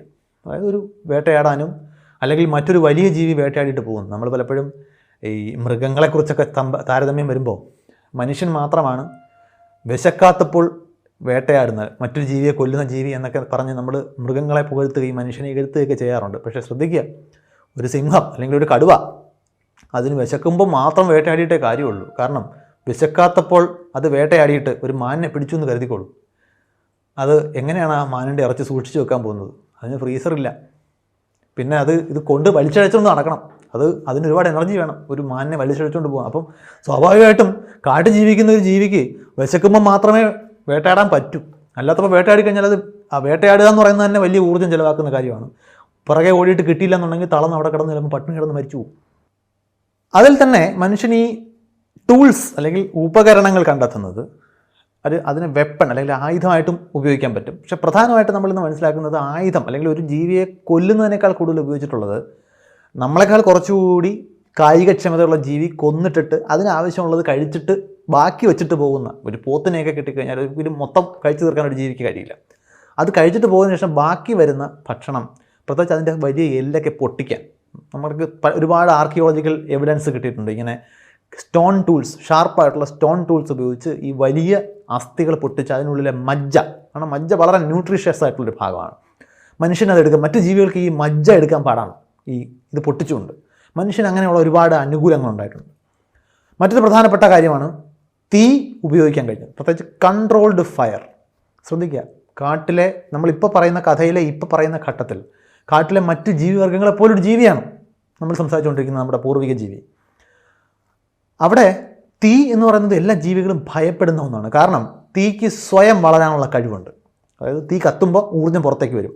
ആ ഊർജ്ജം കൂടുതൽ ടെമ്പറേച്ചർ ഉണ്ടാക്കും. അത് കൂടുതൽ നന്നായിട്ട് തീ കത്തുന്നതിനുള്ള സാഹചര്യമാണ്. അതുകൊണ്ട് സ്വയം സസ്റ്റെയിൻ ചെയ്യാൻ കഴിയുന്ന ഒരു വസ്തുവാണ് തീ. നമ്മൾ ഇന്നും ഈ ആധുനിക കാലഘട്ടത്തിലും കാട്ടുതീയെ പേടിക്കുന്ന അങ്ങനെയാണ്, നമുക്ക് നിയന്ത്രിക്കാൻ പാടാണ്. അപ്പോൾ കാട്ടിലെ സകല ജീവികളും ഇന്നും നമുക്കറിയാം, കാട്ടിനടുത്തൊക്കെ ജീവിക്കുന്ന മനുഷ്യരോട് ചോദിച്ചാൽ കാട്ടിലെ ജീവികൾ എല്ലാവരും ഭയപ്പെടുന്ന ഒന്നാണ് തീ. ഇതിനെ നിയന്ത്രിക്കാൻ കഴിഞ്ഞു എന്നുള്ളതാണ് നമ്മുടെ പൂർവികരുടെ ഏറ്റവും പ്രധാനപ്പെട്ട നാഴികക്കല്ലുകളിലൊന്ന്. അതായത് നിങ്ങൾക്ക് ആവശ്യമുള്ളപ്പോൾ നിങ്ങൾ തീ കത്തിക്കുന്നു, നിങ്ങൾക്ക് വേണ്ടാന്ന് തോന്നുമ്പോൾ അത് അണയ്ക്കുന്നു. ഇത് മറ്റൊരു ജീവിക്ക് സാധ്യമല്ല. ഇതുകൊണ്ടുള്ള ഗുണം, നമുക്ക് ഈ കാട്ടിൽ ജീവിക്കുമ്പോൾ രാത്രിയാവുമ്പോൾ ഒരു നെരിപ്പോടുണ്ടാക്കി അതിന് ചുറ്റും ഇരുന്ന് കഴിഞ്ഞാൽ മറ്റ് ജീവികളെ പേടിക്കാതെ നിങ്ങൾക്കൊരു ട്രൈബ് എന്ന നിലയിൽ മുമ്പോട്ട് പോകാൻ പറ്റും. മനുഷ്യന് ഈ സോഷ്യാലിറ്റി എന്ന് പറയുന്ന സാമൂഹിക ജീവിതവും ഇങ്ങനെ നമ്മളോടൊപ്പം നമ്മുടെ ജനിതകത്തിലുണ്ടായി വന്ന ഒന്നാണ്. നമുക്ക് പല ജീവികളിലും പല അളവിൽ ഈ സോഷ്യാലിറ്റി എന്ന് പറയുന്ന സാമൂഹിക ജീവിതമുണ്ട്. ഉദാഹരണത്തിന് തേനീച്ചകളുടേത് ഒരു സോഷ്യൽ എന്ന് പറയുന്ന ഒരു ടൈപ്പ് സോഷ്യൽ ബിഹേവിയറാണ്. അതായത് അതിനകത്ത് ആ ജീവികളിൽ തന്നെ വ്യത്യാസമുണ്ട്. റാണി തേനീച്ച ജനിതകരമായി തന്നെ വേറൊരു വ്യത്യസ്ത സ്വഭാവമുള്ള ജീവിയാണ്. മനുഷ്യൻ അങ്ങനെയില്ല. മനുഷ്യന് കോപ്പറേഷനാണുള്ളത്, പരസ്പരം സഹകരിച്ചിട്ടാണ്. അപ്പോൾ ചെറിയ ചെറിയ ഗ്രൂപ്പുകളായിട്ടാണ് മനുഷ്യൻ സർവൈവ് ചെയ്യാൻ പഠിക്കുന്നത്. ഞാൻ ഈ പറയുന്ന മനുഷ്യൻ എന്ന് പറയുന്നത് മനുഷ്യ പൂർവിക ജീവികൾ തൊട്ടേ തുടങ്ങിയതാണ്. അതിൽ ഈ തീ ഉപയോഗിക്കുമ്പോൾ മാംസം വേവിച്ച് കഴിക്കാനുള്ളൊരു സാധ്യത. വേവിക്കുമ്പോൾ പ്രത്യേകത, സാധാരണ ഒരു പച്ച മാംസം ദഹിക്കുന്നതിനേക്കാൾ വളരെ വേഗത്തിൽ മാംസം ദഹിക്കും. അപ്പോൾ മനുഷ്യൻ വളരെ പെട്ടെന്ന് ന്യൂട്രീഷ്യസ് ആയിട്ടുള്ള ആഹാരം കഴിക്കാനുള്ള സാഹചര്യം വന്നു. ഇത് പെട്ടെന്ന് സഹായിച്ച മറ്റൊരു ഘടകം തലച്ചോറിനെയാണ്. മറ്റു ജീവികൾക്കില്ലാത്ത വിധം വലിയൊരു മസ്തിഷ്കം, കൂടുതൽ സങ്കീർണമായിട്ടുള്ള കാര്യങ്ങൾ കൈകാര്യം ചെയ്യുന്ന ഒരു മസ്തിഷ്കം മനുഷ്യന് ഉണ്ടായി വന്നു. ഇതിൻ്റെ ഒരു അനന്തരഫലമായിരുന്നു ഭാഷ. ഭാഷയ്ക്ക് വളരെ വളരെ പ്രാധാന്യമുണ്ട് നമ്മളെ സംബന്ധിച്ചിടത്തോളം. സങ്കീർണമായിട്ടുള്ള കാര്യങ്ങൾ കൈകാര്യം ചെയ്യുന്നതിന് വേറൊരു പ്രത്യേകതയുണ്ട്. നമ്മളിപ്പോൾ ഒരു ടൂൾ ഉണ്ടാക്കുമ്പോൾ ആദ്യത്തെ സ്പിയർ, കുന്തം എന്നൊക്കെ പറയുന്നത് 70,000 80,000 വർഷത്തെ പരിണാമം അതിനുണ്ട്. കാരണം ഇത് ഒരു ടൂൾ ഉണ്ടാക്കണമെന്നുണ്ടെങ്കിൽ ഒരു പാറക്കഷ്ണം എടുത്ത് ഒരു പ്രത്യേക പ്ലാനിൽ അതിൽ പ്രവർത്തിച്ചാൽ മാത്രമേ അതൊരു ഷാർപ്പ് ടൂളായിട്ട് മാറും. ഈ പ്ലാൻ ഉണ്ടാകണമെന്നുണ്ടെങ്കിൽ നിങ്ങളുടെ ബ്രെയിൻ ഈ ഒരു സ്റ്റെപ്പ് ബൈ സ്റ്റെപ്പായിട്ട് ഈ പ്രോസസ്സിനെ കാണാൻ കഴിയണം. അപ്പോൾ അതുകൊണ്ട് തന്നെ ബ്രെയിൻ നല്ലതുപോലെ ഡെവലപ്പ് ചെയ്യുമ്പോൾ മാത്രമേ ഈ ടൂൾ ഡെവലപ്പ് ചെയ്യാനുള്ള ശേഷി വരൂ. അതിൻ്റെ കൂടെയാണ് നമ്മുടെ മോട്ടോർ സ്കിൽസ്, കൈകൾ എങ്ങനെ പ്രവർത്തിക്കണം. പിന്നെ നമ്മുടെ മാത്രം സവിശേഷതയാണ് ഈ മറ്റ് വിരലുകൾക്ക് എതിരായിട്ട് കൊണ്ടുവരാൻ കഴിയുന്ന നമ്മുടെ തള്ളവിരൽ, തംസ്. അപ്പോൾ അതുകൊണ്ട് നമുക്ക് ടൂൾ ഗ്രിപ്പ് ചെയ്യാനും അത് ഉപയോഗിച്ചുകൊണ്ട് കുറച്ചുകൂടി ഡെക്സ്റ്ററസ് ആയിട്ടുള്ള സൂക്ഷ്മമായിട്ട് കൈകാര്യം ചെയ്യാവുന്ന, നിയന്ത്രിച്ച് ചെയ്യാവുന്ന പ്രവൃത്തികൾ നമുക്ക് ഈ കൈ കൊണ്ട് ചെയ്യാൻ പറ്റും. രണ്ട് കൈ നടക്കുമ്പോൾ രണ്ട് കൈ ഫ്രീ ആയി, തലച്ചോറ് വലുതായി, അതിൻ്റെ അടിസ്ഥാനത്തിൽ കൂടുതൽ കൃത്യമായി പ്ലാൻ ചെയ്യാൻ പറ്റുന്നു. ഭാഷയുണ്ടായി, കമ്മ്യൂണിക്കേഷൻ വളരെ വളരെ പ്രധാനപ്പെട്ടതാണ് ഈ സമയത്ത്. എങ്ങനെയാണത്? ഉദാഹരണത്തിന് 3 സിംഹങ്ങൾക്ക് ഒരിക്കലും പ്ലാൻ ചെയ്യാൻ പറ്റില്ല. ആ മരത്തിൻ്റെ അപ്പുറത്തൊരു മാനുണ്ട്, നീ ഈ സൈഡിൽ കൂടെ വരൂ, ഞാൻ ആ സൈഡിൽ കൂടെ വരാം എന്ന് പറഞ്ഞൊരു പ്ലാനിങ് അവർക്ക് സാധിക്കില്ല. നേരിയ തോതിൽ ഇത്തരം പ്ലാനിങ് ചെയ്യുന്ന ജീവികളുണ്ട്. ഉദാഹരണത്തിന് വൈൽഡ് ഡോഗ്സ് എന്ന് വിളിക്കുന്ന, ഇന്ത്യൻ ഡോൾ എന്നൊക്കെ വിളിക്കുന്ന ജീവികൾ അത് കാണാൻ പറ്റും. പക്ഷേ മനുഷ്യൻ്റെ അത്രയും സങ്കീർണമല്ല ആ കമ്മ്യൂണിക്കേഷൻ. മനുഷ്യൻ്റെ കമ്മ്യൂണിക്കേഷൻ വളരെ സങ്കീർണമാണ്. മനുഷ്യൻ കഥകൾ പറയാൻ തുടങ്ങി. സ്റ്റോറി ടെല്ലിംഗ് നമുക്കിന്ന് നിസ്സാരമെന്ന് തോന്നും. ശ്രദ്ധിച്ചു കഴിഞ്ഞാൽ നമ്മുടെ കുഞ്ഞുങ്ങൾക്കെല്ലാം എന്തൊരു താല്പര്യമാണ് കഥ കേൾക്കാൻ. നമ്മളുടെ എല്ലാം ബ്രെയിനിൽ നമ്മൾ സിനിമ കാണുന്നത്, നമ്മൾ നോവൽ വായിക്കുന്നത്, ഇതിനെല്ലാം നമ്മളുടെ ഈ കഥയോടുള്ള താല്പര്യം. കാരണം പണ്ട് കാലത്ത് മനുഷ്യരുടെ പ്രധാന ഭാഷയുടെ ഉപയോഗം കഥകളായിരുന്നു. കഥകളിലൂടെയാണ് അറിവ് സമ്പാദിച്ചിരുന്നത്. അതായത് പുസ്തകം വായിച്ച് നിങ്ങൾക്ക് പഠിക്കാൻ കഴിയില്ല. ഇന്ന് നിങ്ങൾക്ക് യൂട്യൂബ് വീഡിയോ നോക്കി കുക്കിംഗ് പഠിക്കാം. പക്ഷേ കഷ്ടിച്ച് കുറച്ച് കാലം മുമ്പ് തന്നെ നമുക്കറിയാം, ഒരാളിൽ നിന്ന് നേരിട്ടാണ് നമ്മുടെ നാട്ടിൽ മുൻ തലമുറയിൽ നമ്മൾ കുക്കിംഗ് പഠിച്ചിരുന്നത്. അതിന് മുമ്പത്തെ അവസ്ഥ ആലോചിച്ചു. എഴുതപ്പെട്ട പുസ്തകങ്ങൾ വരുന്നതിന് മുമ്പ്, എഴുത്ത് വിദ്യ കണ്ടുപിടിക്കുന്നതിന് മുമ്പ് മുൻ തലമുറയുടെ അനുഭവങ്ങൾ പറഞ്ഞു തന്നിട്ടാണ് നമ്മൾ ഈ കഥ പഠിച്ചത്. അതിലേറ്റവും കൂടുതൽ സമയം നമ്മൾ കഥ പറയാൻ ഉപയോഗിച്ചിരുന്നത് ഈ രാത്രികളിലെ ഈ നെരിപ്പോടിന് ചുറ്റുമുള്ള ക്യാമ്പ് ഫയറുകളാണ്. അപ്പോൾ ക്യാമ്പ് ഫയർ ഇഷ്ടപ്പെടുന്ന ആൾ കൂടുതൽ സോഷ്യൽ ബിഹേവിയർ ഉള്ള ആളായിരിക്കും. അവർക്ക് കൂടുതൽ റിച്ച് ആയിട്ടുള്ള ഒരു കഥകളും കൂടുതൽ അറിവ് ഉണ്ടാക്കാനുള്ള പോസിബിലിറ്റീസ് ഉണ്ട്. നമ്മളുടെ എല്ലാം ജനിതകത്തിൽ എവിടെയോ ഒരിടത്ത് നമ്മൾ ഈ ക്യാമ്പ് ഫയറിനെ ഇപ്പോഴും ഇഷ്ടപ്പെടുന്നുണ്ട്. നമ്മളുടെ വിനോദയാത്രകളിലെ പ്രധാനപ്പെട്ട ആകർഷണങ്ങളിലൊന്നാണ് ക്യാമ്പ് ഫയർ. മനുഷ്യൻ്റെ ചരിത്രത്തിൽ ഈ ക്യാമ്പ് ഫയറിന് അങ്ങനെ ഒരു പ്രാധാന്യമുണ്ട്. അപ്പോൾ നമ്മൾ ഒരുപാട് കാര്യങ്ങളെക്കുറിച്ച് പറഞ്ഞു. മനുഷ്യൻ്റേതായ പ്രത്യേകതകൾ, ഭാഷ, ഈ വലിയ തലച്ചോറിൻ്റെ സഹായത്തോടു കൂടി വരുന്ന കോംപ്ലക്സ് ആയിട്ടുള്ള ടാസ്കുകൾ, ഈ രണ്ട് കൈകൾ ഉപയോഗിച്ചിട്ടുള്ള ചെയ്യാൻ പറ്റുന്ന ആ സാധ്യത, അങ്ങനെ പല കാര്യങ്ങൾ ഉപയോഗിച്ച് മനുഷ്യ ചരിത്രത്തിൽ ഒരു ഭൂമിയിലെ വളരെ പ്രധാനപ്പെട്ട, ഭൂമിയെ നിയന്ത്രിക്കാൻ കഴിയുന്ന ഒരു ജീവിവർഗമായിട്ട് മനുഷ്യൻ മാറുന്നു. ഹോമോ സാപ്പിയൻസ് എന്ന് പറയുന്ന ജീവി ഇന്ന് നമ്മൾ കാണുന്ന ശാരീരിക സവിശേഷതകൾ കൊണ്ട് ഇന്നത്തെ മനുഷ്യനോട് സാമ്യമുള്ള ഹോമോ സാപ്പിയൻസ് ഉണ്ടാകുന്നത് ഏതാണ്ട് 2 ലക്ഷം 3 ലക്ഷം വർഷങ്ങൾക്ക് മുമ്പാണ്. ഏതാണ്ട് ആ സമയത്ത് തന്നെ മനുഷ്യരോട് സാമ്യമുള്ള നിയാൻഡർതാലുകൾ എന്ന് വിളിക്കുന്ന ഒരു ജീവിവർഗം കൂടി ഉണ്ടായിരുന്നു. പക്ഷേ നിയാൻഡർതാലുകൾ ഹോമോ സാപ്പിയൻസുമായിട്ടുള്ള യുദ്ധത്തിൽ പരാജയപ്പെട്ടുവെന്നും അങ്ങനെ അവർ നാമാവശേഷമായി എന്നാണ് നമ്മൾ മനസ്സിലാക്കുന്നത്. പക്ഷേ ഹോമോ സാപ്പിയൻസും നിയാൻഡർതാൽ മനുഷ്യരും തമ്മിൽ ഇണചേരുകയും അങ്ങനെയുള്ള പ്രത്യേകതകളുടെ തുടർന്ന് നമ്മുടെ എല്ലാം ശരീരത്തിൽ ഇപ്പോഴും നിയാൻഡർതാലുകളുടെ ജനിതക സവിശേഷതകളുടെ അവശേഷിപ്പുകൾ ഉണ്ട്. വേറെയും ഒരുപാട് ജീവിവർഗങ്ങൾ, മനുഷ്യൻ്റെ പൂർവിക ജീവിവർഗങ്ങളെക്കുറിച്ച് നമുക്കിന്ന് തെളിവുകളുണ്ട്. നമുക്ക് അതിലേക്ക് പോകുന്നതിന് നമ്മൾ മനുഷ്യൻ്റെ കഥയിലേക്ക് നമുക്ക് ഫോക്കസ് ചെയ്യാം. മനുഷ്യൻ ഈ കൊച്ചു കൊച്ചു ട്രൈബുകളായിട്ട്, നൊമാഡിക് ട്രൈബുകൾ എന്നാണ് വിളിക്കുന്നത്. അലഞ്ഞു തിരിഞ്ഞ് നടക്കുന്ന ട്രൈബുകളാണ്. ഒരു സ്ഥലത്ത് പ്രത്യേക താമസമില്ല. ഇത് ആദ്യമായിട്ട് ഇവോൾവ് ചെയ്യുന്നത് ഇന്ന് നമ്മൾ കാണുന്ന സെൻട്രൽ വെസ്റ്റ് ആഫ്രിക്കൻ പ്രദേശങ്ങളിലെ കാട് സാവന്നകളിലാണ് നമ്മൾ ഇന്ന് കാണുന്ന മനുഷ്യർ ഉണ്ടായി വരുന്നത്. പക്ഷേ ഇതുപോലെ ആഹാരം കിട്ടാനുള്ള സാധ്യത, വെള്ളം കിട്ടാനുള്ള സാധ്യത, ഇങ്ങനെയുള്ള പല സാധ്യതകൾ, കൂടുതൽ ഇര കിട്ടാനുള്ള സാധ്യതകൾ, കൂടുതൽ ഇര പിടിക്കപ്പെടുന്ന പ്രഡേറ്റേഴ്സിൽ നിന്ന് രക്ഷപ്പെടാനുള്ള സാധ്യതകൾ, ഇങ്ങനെ പല ഘടകങ്ങൾ ചേർന്ന് എപ്പോഴും ഇതിങ്ങനെ സഞ്ചരിക്കുന്ന ഗ്രൂപ്പുകളായിട്ടാണ് നമ്മൾ ജീവിച്ചത്. അങ്ങനെയാണ് ഈ ലക്ഷക്കണക്കിന് വർഷം മുമ്പ് തുടങ്ങിയ ഹോമോ സാപ്പിയൻസ് എന്ന് പറഞ്ഞ ജീവി പതിയെ അതാത് കാലഘട്ടങ്ങളിലെ കാലാവസ്ഥാ മാറ്റത്തിനും ജിയോളജിക്കലായിട്ടുള്ള മാറ്റം എന്ന് പറയുന്നത്, ഇപ്പോൾ ഉദാഹരണത്തിന് കടൽ മൂടിക്കിടന്ന പ്രദേശങ്ങൾ, എവിടെയെങ്കിലും മഞ്ഞുരുകുമ്പോൾ അതുവരെ കരയായിരുന്ന പ്രദേശം കടലിനടിയിലായി പോകാം. പുതിയ ഒരു ഐസ് ഏജ്, ഒരു ഹിമയുഗം ഉണ്ടാകുമ്പോൾ പെട്ടെന്ന് കുറേ വെള്ളം ഐസായിട്ട് മാറുമ്പോൾ അതുവരെ കടലിനടിയിലായിരുന്ന പ്രദേശങ്ങൾ കടലിന് മുകളിലേക്ക് പൊങ്ങി വരാം. ഇപ്പം നമ്മളിന്ന് ഒമാനൊക്കെ ഇരിക്കുന്ന മിഡിൽ ഈസ്റ്റ്, അത് ഇപ്പോഴും നമ്മൾ നോക്കിക്കഴിഞ്ഞാൽ അത് ഒരു കാലത്ത് കടലിനടിയിലായിരുന്നു എന്നുള്ളതിന് തെളിവുകൾ ഇഷ്ടംപോലെ അവിടെ ലഭ്യമാണ്. നമ്മുടെ ഓസ്ട്രേലിയയിലൊക്കെ അങ്ങനെ ഒരുപാട് പ്രദേശങ്ങളുണ്ട്. അതായത് ഇത്തരം മാറ്റങ്ങൾ വരുന്നതിനനുസരിച്ചിട്ട് കടൽ മൂടിക്കിടന്ന പ്രദേശങ്ങൾ ഒരു കാലത്ത് കരയായിരുന്നിട്ടുണ്ടാകും. അപ്പോൾ അങ്ങനെയൊക്കെയുള്ള സാഹചര്യങ്ങൾക്കനുസരിച്ച് മനുഷ്യൻ ഇന്ന് കാണുന്നത് പോലെ അന്റാർട്ടിക്ക വരെ, മനുഷ്യൻ ഏറ്റവും അവസാനം എത്തുന്ന ഭൂഖണ്ഡം അന്റാർട്ടിക്കയാണ്. അപ്പോൾ പല വർഷങ്ങളിൽ ഇന്ത്യയിലും യൂറോപ്പിലും അമേരിക്കയിലും ചൈനയിലും ഓസ്ട്രേലിയയിലും ഒക്കെ മനുഷ്യർ ഇങ്ങനെ വ്യാപിക്കാൻ തുടങ്ങി. നമ്മൾ സഞ്ചരിക്കാൻ വേണ്ടി ഷിപ്പുകൾ ഉണ്ടാക്കി. അങ്ങനെ നമ്മൾ ഒരുപാട് നേരത്തെ പറഞ്ഞ ബുദ്ധി, നമ്മുടെ ഭാഷ, കമ്മ്യൂണിക്കേഷനുള്ള കഴിവ്, അങ്ങനെ പല കാരണങ്ങൾ കൊണ്ട് മനുഷ്യൻ ഭൂമിയിലെ എല്ലാ പ്രദേശത്തേക്കും വ്യാപിച്ചു. അടുത്ത നാഴികക്കല്ലുണ്ടാകുന്നത് ഏതാണ്ട് 12,000 വർഷം മുമ്പ് ഇന്നത്തെ ഇറാഖൊക്കെ ഇരിക്കുന്ന ഒരു പ്രദേശത്താണ്. ആ പ്രദേശത്ത് ഇന്ന് നമ്മൾ വിളിക്കുന്നത് ഫെർട്ടൈൽ ക്രസൻറ്റ് എന്നാണ്. മനുഷ്യൻ കൃഷി കണ്ടെത്തി. കൃഷി എന്താണ്? അതുപോലെ ഹണ്ടർ ഗ്യാദർ എന്ന ലൈഫ് സ്റ്റൈലാണ്. നമ്മൾ പെറുക്കി കഴിച്ചും വേട്ടയാടി കഴിച്ചും ജീവിച്ചിരുന്ന മനുഷ്യരാണ്. ആഹാരം കിട്ടുന്ന സ്ഥലത്തേക്ക് നമ്മളങ്ങ് സഞ്ചരിക്കുകയാണ്. നമുക്കങ്ങനെ പ്രത്യേകിച്ച് തിരിച്ച് വീട്ടിലേക്ക് വരണം എന്നൊരു ചിന്തയൊന്നുമില്ല. അങ്ങനെ തലമുറകൾ കഴിഞ്ഞ് വരുമ്പോഴത്തേക്കും മനുഷ്യൻ ഒരു സ്ഥലത്ത് നിന്ന് വേറെ സ്ഥലത്തേക്ക് വ്യാപിച്ച് കഴിയുകയാണ് ചെയ്യുന്നത്. അങ്ങനെ വേർപിരിഞ്ഞ് പല ശാഖകളായിട്ട് പോയവരുണ്ട്. ഈ കൃഷി നമ്മൾ ഇന്നത്തെ തെളിവുകൾ അനുസരിച്ചിട്ട് ഭൂമിയുടെ പല പ്രദേശങ്ങളിൽ 10-11 പ്രദേശങ്ങളിലെങ്കിലും പാരലായിട്ട് മനുഷ്യൻ കൃഷി കണ്ടെത്തിയിട്ടുണ്ട്. കൃഷി എന്താണ്? നമുക്ക് ഗുണമുള്ള ചെടികളെ നമ്മൾ ജീവിക്കുന്ന ഒരു സ്ഥലത്ത് നമ്മൾ ഉണ്ടാക്കിയെടുക്കുന്നു. അതിനോടൊപ്പം നമ്മൾ കണ്ടെത്തിയ മറ്റൊരു പ്രധാനപ്പെട്ട ടെക്നിക്കാണ് ഡൊമസ്റ്റിക്കേഷൻ ഓഫ് ആനിമൽസ്. മനുഷ്യന് ചെയ്യാൻ കഴിയാത്ത പല കാര്യങ്ങളും മനുഷ്യനോട് ഇണങ്ങുന്ന ജീവികളെ കൊണ്ട് സാധിക്കാം. ഏറ്റവും പ്രധാനപ്പെട്ടത് പട്ടി, നായ, വേട്ടയ്ക്ക് ഉപയോഗിക്കാം. പട്ടിയും മനുഷ്യൻ കാരണം ഇവോൾവ് ചെയ്തൊരു ജീവിയാണ്.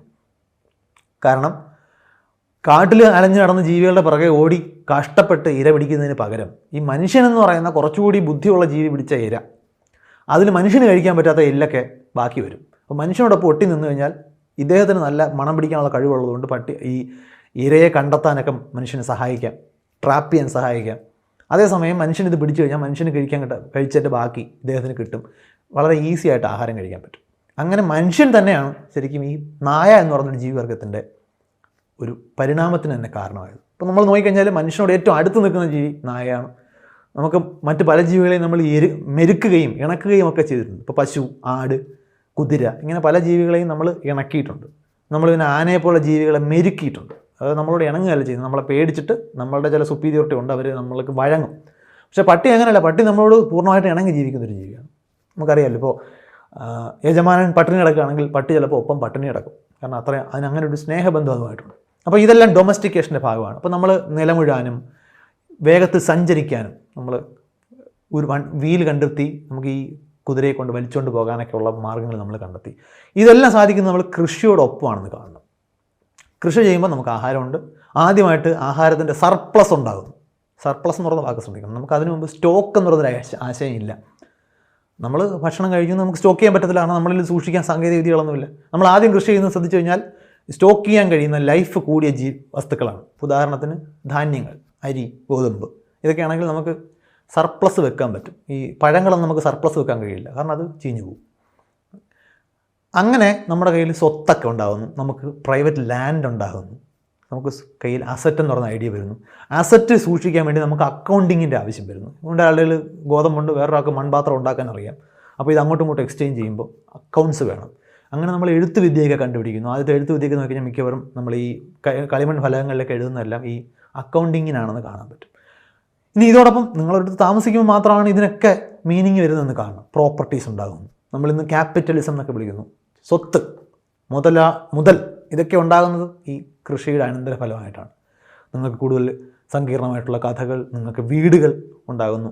ഇന്ന് കാണുന്ന പോലുള്ള ആദ്യത്തെ വീടുകൾ ഇന്നത്തെ പോലെ അല്ല. പിന്നെ ആളുകൾ ഒരുമിച്ച് ജീവിക്കുമ്പോഴാണ് ആദ്യമായിട്ട് നഗരങ്ങളുണ്ടാകുന്നത്. അതുവരെ കൂട്ടങ്ങളാണ്, ട്രൈബാണ്. ഒരു ട്രൈബ് വേറൊരു ട്രൈബിനെ ആക്രമിക്കുന്നു, അവരുടെ സ്വത്ത് ചിലപ്പം കൈയാക്കാൻ പറ്റും. അങ്ങനെയൊക്കെയുള്ള പല രീതി ഭയങ്കര വയലൻ്റ് ആയിട്ടുള്ളൊരു ഹിസ്റ്ററിയാണ് നമുക്കുള്ളത്. ഇത് ഇവിടെ എത്തുമ്പോഴത്തേക്കും സ്വത്ത് പ്രൊട്ടക്ട് ചെയ്യേണ്ട ആവശ്യം വരും. പിന്നെ ലീഡർഷിപ്പ് ഉണ്ടാകുന്നു, അങ്ങനെ സമൂഹങ്ങളുണ്ടാകുന്നു, നഗരങ്ങളുണ്ടാകുന്നു. നമ്മൾ നോക്കിക്കഴിഞ്ഞാൽ എപ്പോഴും ഇതിനകത്ത് വെള്ളം ഒരു പ്രധാനപ്പെട്ട ഘടകമാണെന്ന് കാണാം. കൃഷി ചെയ്യണമെങ്കിൽ വെള്ളം വേണം. അപ്പോൾ പ്രധാനപ്പെട്ട സിവിലൈസേഷൻസ് എല്ലാം ഉണ്ടാകുന്നത് ഏതെങ്കിലും ഒരു വലിയ നദിയുടെ അടുത്തായിരിക്കും. സിന്ധു നദീതട സംസ്കാരം, Indus valley civilisation, Euphrates, Tigris, Nile, ഇങ്ങനെയുള്ള വലിയ മേജർ റിവേഴ്സ് നദികളുടെ പരിസരങ്ങളിലാണ് എപ്പോഴും. അതുമായിട്ട് ചേർന്നാണ് ഈ ആദ്യത്തെ നഗരങ്ങളുണ്ടാകും. പിന്നെ നമുക്കറിയാം അവിടെ ഉണ്ടാകുമ്പോൾ നമുക്ക് ആദ്യമായിട്ട് ഇതുവരെ നമ്മൾ പറഞ്ഞു വന്ന വിഷയങ്ങൾ ഏതൊക്കെയാണെന്ന് നോക്കൂ. നമ്മൾ പ്രപഞ്ചോത്പത്തി, ഭൗതിക ശാസ്ത്രമാണ് സംസാരിച്ചത്. പിന്നീട് നമ്മൾ ഭൂമി ഉണ്ടായപ്പോൾ നമ്മൾ കുറച്ച് ജിയോളജി സംസാരിച്ചു. ജീവൻ ഉണ്ടായപ്പോൾ നമ്മൾ ബയോളജിയും കെമിസ്ട്രിയിലൂടെയാണ് ജീവൻ ഉണ്ടായതെന്ന് പറയേണ്ടത്. അപ്പോൾ കെമിസ്ട്രിയിൽ നിന്ന് നമ്മൾ ബയോളജിയിലേക്ക് എത്തി. ബയോളജിക്കൽ എവല്യൂഷൻ്റെ ഭാഗമായിട്ട് മനുഷ്യൻ എന്ന് പറഞ്ഞ ജീവി ഉണ്ടാകുന്നു. മനുഷ്യൻ എന്ന ജീവിയുടെ സർവൈവലിന്, അതിജീവനത്തിന് സോഷ്യാലിറ്റി, സാമൂഹ്യ ജീവിതം ഒരു പ്രധാനപ്പെട്ട ഘടകമായി മാറുന്നു. അപ്പോൾ സാമൂഹികമായിട്ട് മനുഷ്യർ അങ്ങോട്ടും ഇങ്ങോട്ടുമുള്ള കൈമാറ്റങ്ങൾ ഉണ്ടാകുന്നു, സോഷ്യൽ എക്സ്ചേഞ്ചസ് ഉണ്ടാകുന്നു. അങ്ങനെ സോഷ്യൽ എക്സ്ചേഞ്ചിന് നിയമങ്ങളുണ്ടാകുന്നു. നമുക്ക് ഇക്വാലിറ്റി, മനുഷ്യരെല്ലാവർക്കും തുല്യരാണ്, ഹമുറാബി കോഡ് എന്നൊക്കെ ഇന്ന് വിളിക്കുന്ന ചരിത്രത്തിൽ നമുക്കധികം പോകുന്നില്ല. അപ്പോൾ പതിയെ ഇതിൽ മനുഷ്യൻ്റെ കാഴ്ചപ്പാടുകൾ, മനുഷ്യൻ്റെ ഇഷ്ടാനിഷ്ടങ്ങൾ ഒക്കെ പ്രവർത്തിക്കുന്നുണ്ട്. നമുക്കറിയാം ഇന്നും നമ്മൾ കൊണ്ടു നടക്കുന്ന പല ഇഷ്ടാനിഷ്ടങ്ങൾക്കും പിന്നിൽ ആ പഴയ ഗോത്ര ജീവിതത്തിന് അനുകൂലമായിട്ടുള്ള ചില സവിശേഷതകളുണ്ട്. നമ്മളൊന്ന് ശ്രദ്ധിച്ചാൽ നമ്മൾ ഈ ആധുനിക മനുഷ്യൻ, മോഡേൺ മാൻ എന്നൊക്കെ വിളിക്കുന്ന ഈ കാലഘട്ടത്തിലും നമ്മളുടെ പല സവിശേഷതകളും ആ പഴയ ഗോത്ര ജീവിതം, ആ ട്രൈബൽ ഗ്രൂപ്പുകളായിട്ട് ജീവിച്ചിരുന്ന കാലഘട്ടത്തിന് അനുയോജ്യമായ പല സവിശേഷതകളും കാണാൻ പറ്റും. ഉദാഹരണത്തിന് പരദൂഷണം അല്ലെങ്കിൽ ഗോസിപ്പിംഗ് എടുക്കാം. ഇന്നും ഒരു ശരാശരി മനുഷ്യരുടെ കോൺവെർസേഷൻ, സംഭാഷണത്തിൻ്റെ കണക്കെടുത്താൽ അത് 60% മുകളിൽ പരദൂഷണമാണ് എന്നാണ് കണക്കുകൾ. നരവംശാസ്ത്രം അല്ലെങ്കിൽ ആന്ത്രപ്പോളജി പറയുന്നത് അങ്ങനെയാണ്. അത് നമ്മൾ ആരോടാണ് പരദൂഷണം പറയുന്നത് എന്ന കണക്കിൽ മാത്രമേ വ്യത്യാസം വരുന്നുള്ളൂ. ചില ആളുകൾ എല്ലാവരോടും പറയും, ചില ആളുകൾ വളരെ അടുത്ത നമുക്ക് കംഫർട്ടബിൾ ആയിട്ടുള്ള നമ്മുടെ കൂട്ടുകാരുടെ അടുത്ത് വന്ന് എത്തിക്കഴിഞ്ഞാൽ നമുക്ക് ഒരുപാട് പരദൂഷണം പറയാനുണ്ടാവും. അതിലങ്ങനെ നാണിക്കേണ്ട കാര്യമില്ല എന്നുള്ളതാണ് ശാസ്ത്രം നമ്മളോട് പറയുന്നത്. കാരണം നമ്മൾ ഈ ഗ്രൂപ്പുകളായി ജീവിക്കുന്ന കാലഘട്ടത്തിൽ നമുക്ക് എപ്പോഴും ശ്രദ്ധിക്കുക, ഈ വളരെ പരിമിതമായിട്ടുള്ള റിസോഴ്സസ് ആണുള്ളത്. ഇത് സൂക്ഷിക്കേണ്ടതുണ്ട്. അപ്പോൾ മറ്റ് ട്രൈബുകളോട് നമുക്ക് എപ്പോഴും അത്യാവശ്യം വേണ്ട ഒരു ശത്രുതാ മനോഭാവമുണ്ട്. കാരണം നമ്മുടെ ട്രൈബിന് വേണ്ടി നമുക്ക് എന്തും ചെയ്യാൻ പറ്റണം. മറ്റൊരു ട്രൈബിൻ്റെ എന്തെങ്കിലും സ്വത്തുണ്ടെങ്കിൽ സ്വന്തമാക്കാനും നമുക്ക് സാധിക്കണം. അപ്പോൾ ഇതിനാണ് പൊതുവെ ട്രൈബൽ ഇൻസ്റ്റിങ്ക്റ്റ് എന്ന് വിളിക്കുന്നത്. നമുക്ക് ഇപ്പോഴും ഉള്ളതാണ്. അത് സാഹചര്യങ്ങൾക്കനുസരിച്ചിട്ട് മാറും എന്നുള്ളതേ ഉള്ളൂ അതിനകത്ത് കൗതുകം. ഇപ്പോൾ നമ്മൾ ക്രിക്കറ്റ് കളി വരുമ്പോഴത്തേക്കും ഒരു പക്ഷേ നമ്മൾ ഇന്ത്യക്കാരായിട്ട് പെരുമാറും. നമ്മൾ ഇന്ത്യ പാകിസ്ഥാൻ ക്രിക്കറ്റ് കളി കാണുമ്പോൾ നമ്മളെല്ലാവരും ഇന്ത്യക്കാരായിരിക്കും. മുല്ലപ്പെരിയാർ പ്രശ്നം വരുമ്പോൾ നമ്മൾ മലയാളിയും തമിഴിനും ആകും. നമ്മൾ തെക്കനെ കണ്ടാൽ, തെക്കനെയും മൂക്കനെയും ഒരുമിച്ച് കണ്ടാൽ ആദ്യം തെക്കനെ കൊല്ലണം എന്ന വാചകത്തിലേക്ക് വരുമ്പോൾ നമ്മൾ വടക്കൻ കേരളക്കാരനും തെക്കൻ കേരളക്കാരനുമായിട്ട് മാറും. എന്തിനധികം നീ തൃശ്ശൂർ റൗണ്ടിൽ കയറി കളിക്കാറായോടാ എന്ന് ചോദിക്കുമ്പോൾ തൃശ്ശൂർ തന്നെ നമ്മൾ റൗണ്ടിലുള്ള ആളായിട്ട് മാറും. അപ്പോൾ നമ്മുടെ ഈ ട്രൈബൽ ഇൻസ്റ്റിങ്ക്റ്റ് എപ്പോഴും പ്രവർത്തിക്കും. അതിൻ്റെ ഡെഫിനിഷൻ മാത്രം മാറിക്കൊണ്ടിരിക്കും. ഈ ഒരു ട്രൈബൽ ബിഹേവിയർ നമ്മുടെ ഗ്രൂപ്പിന് വേണ്ടി ഇൻ ഗ്രൂപ്പ് ഫേവറിറ്റിസം എന്നാണ്. നമ്മുടെ ഗ്രൂപ്പിൽപ്പെട്ട ആളുകളോട് നമുക്ക് സ്നേഹം കൂടുതലാണ്. അപ്പോൾ അവർക്ക് വേണ്ടി നമ്മൾ എന്തും ചെയ്യണം? ഈ ട്രൈബിൻ്റെ ഒത്തൊരുമയ്ക്ക് വേണ്ടി പരമാവധി എന്തും ചെയ്യാൻ നമ്മൾ തയ്യാറായിരിക്കണം. അതിലേറ്റവും പ്രധാനം, ഏതെങ്കിലും ഒരു മെമ്പർ ഈ ട്രൈബിനെതിരെ പ്രവർത്തിക്കുന്നുണ്ടെങ്കിൽ എത്രയും വേഗം അയാളെക്കുറിച്ചിട്ടുള്ള ഈ ഇൻഫർമേഷൻ ആ ട്രൈബിലെ മറ്റ് മെമ്പേഴ്സിനെ അറിയിക്കണം. ഇത് പരദൂഷണത്തിലൂടെയാണ് സാധ്യമാകുന്നത്. അപ്പോൾ സ്വാഭാവികമായിട്ടും നമ്മൾ മറ്റൊരാളുടെ കുഴപ്പം കണ്ടെത്തി അത് മറ്റുള്ളവരോട് പറയാൻ നമുക്ക് ഉള്ളിൽ എവിടെയോ ഒരു ചോദനയുണ്ട്. അത് ഈ പഴയ പ്രീ ഹിസ്റ്ററിക് നമ്മുടെ ഇൻസ്റ്റിങ്ക്റ്റാണ്. അതായത് ജീവപരിണാമം വളരെ പതിയാണ് നടക്കുന്നത്. ജീവപരിണാമം നമ്മുടെ ബ്രെയിനുകളെയും നമ്മുടെ ചിന്താഗതിയെയൊക്കെ സ്വാധീനിക്കുന്നതിനേക്കാൾ വളരെ വേഗത്തിലാണ് കഴിഞ്ഞ ഏതാനും 1000 വർഷങ്ങൾക്കിടയിൽ മനുഷ്യൻ്റെ സാഹചര്യങ്ങൾ മാറിയത്. പക്ഷേ മനുഷ്യൻ്റെ ജനിതക സ്വഭാവം മാറിയില്ല. ഇപ്പോഴും നല്ല പച്ചപ്പ് നിറഞ്ഞൊരു ലാൻഡ്സ്കേപ്പ് കാണുമ്പോൾ നമുക്ക് താല്പര്യം തോന്നും, നമുക്ക് ഇഷ്ടം തോന്നും. കാരണം നമ്മുടെ പൂർവിക ജീവികൾ അത്തരം ലാൻഡ്സ്കേപ്പ് ഇഷ്ടപ്പെട്ട് അവിടെയാണ് അവരവരുടെ ജീവിതം സെറ്റ് ചെയ്തത്. അപ്പോൾ അത് ഇഷ്ടപ്പെടുന്ന ആളുകൾക്ക് അതിജീവന സാധ്യത ഉണ്ടായിരുന്നു. അതുകൊണ്ട് നമ്മുടെ ഉള്ളിൽ അതിനോടുള്ള ഇഷ്ടം ഉണ്ട്. അതുപോലെ തന്നെ കഥകൾ, നമുക്കറിയാം ഇപ്പോഴും കഥകളോട് നമുക്ക് താല്പര്യമുണ്ട്. ഈ നേരത്തെ പറഞ്ഞ ട്രൈബൽ ഇൻസ്റ്റിങ്ക്റ്റ് ഇതിൻ്റെ ഒരു ബൈ പ്രൊഡക്റ്റാണ്. ഇന്ന് നമ്മൾ ഇന്ത്യ എന്ന് പറഞ്ഞൊരു പൊളിറ്റിക്കൽ എൻറ്റിറ്റി ഉണ്ടാക്കി വെച്ചിട്ടുണ്ട്. പക്ഷേ ഇൻസ്റ്റിങ്ക്റ്റിൻ്റെ ഭാഗം അതാവണമെന്നില്ല. അതൊരു നമ്മൾ ഉണ്ടാക്കിയെടുത്ത ഒരു അതിരാണ്. നമ്മുടെ ഉള്ളിൽ ഇപ്പോഴും അങ്ങനെ തന്നെയാണ്. നമ്മുടെ സോഷ്യൽ മീഡിയയിലേക്ക് നോക്കൂ, നമ്മൾ എത്ര വേഗമാണ് കഥകൾ നമ്മുടെ ഗ്രൂപ്പിൽപ്പെട്ട ആളുകൾക്ക് വേണ്ടി വാദിക്കുന്നത്. ഇൻ ഗ്രൂപ്പ് ഫേവറിറ്റിസം, ഇത് ആണ് ഈ കഥയുടെ ഉള്ളടക്കം. അങ്ങനെയാണ് പിന്നെ പതിയെ നമ്മൾ പുതിയ ഭരണക്രമങ്ങൾ കണ്ടെത്തുന്നത്. എല്ലായിടത്തും ആദ്യം തുടങ്ങിയിരുന്നത് കൂട്ടത്തിൽ ഏറ്റവും കഴിവ് തെളിയിക്കുന്ന ഡോമിനൻ്റ് ആയിട്ടുള്ള ഒരാൾ ലീഡറായിട്ട് മാറും, രാജാവോ ചക്രവർത്തിയോ ഒക്കെ ആയി മാറും. പിന്നീട് അതിനകത്തുള്ള കുഴപ്പങ്ങളിൽ നിന്നും കണ്ടെത്താൻ വേണ്ടി മനുഷ്യർ ഡെമോക്രസി എന്നൊക്കെ പറയുന്ന ആശയങ്ങൾ കണ്ടെത്തി. ആ ഡെമോക്രസി തന്നെ ഇന്നും ലോകത്തിലെ എല്ലാ രാജ്യങ്ങളും എല്ലാ സമൂഹങ്ങളും ഡെമോക്രാറ്റിക് അല്ലെങ്കിൽ ജനാധിപത്യപരമായി മാറിയിട്ടില്ല എന്നും കൂടി നമ്മൾ അറിയണം. അപ്പോൾ നമ്മൾ ഇന്ന് ഈ സംസാരിക്കുമ്പോൾ ഞാനൊരു ഭാഷ നിങ്ങളോട് സംസാരിക്കുന്നു, നിങ്ങൾക്ക് ആ ഭാഷ മനസ്സിലാകുന്നെങ്കിലേ ഉള്ളൂ ഈ കഥ എന്താണെന്ന് നിങ്ങൾക്ക് അറിയാൻ കഴിയുന്നത്.